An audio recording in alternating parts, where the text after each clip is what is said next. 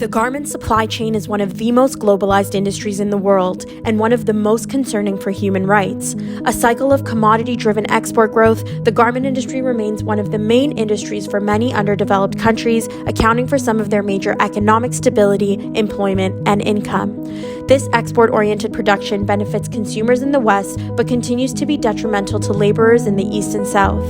The demand for export-oriented growth, paired with the increased number of vulnerable workers in developing countries, results in exploitative working conditions for laborers, which is often ignored by corporations and their host nations due to the competitive nature of the market. But what is the true cost of this export-oriented growth? Buyer-driven global capital is projected to grow in value past the already US $2.4 trillion it currently stands at, which employs millions of workers worldwide. Nearly 75% of workers in the garment sector are women who are discriminated against.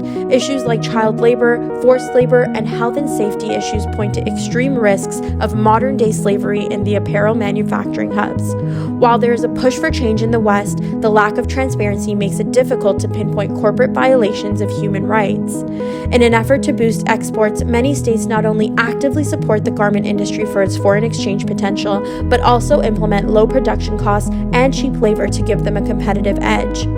On April 23, 2013, an 8-story commercial building in Dhaka, Bangladesh collapsed over garment workers, killing over 1,000 people and permanently disfiguring a further 2,500. It was the worst industrial disaster in Bangladesh's history. Situations like the Rana Plaza disaster prove that states favor legislation which better positions themselves in the market, opposed to workers and their labor rights.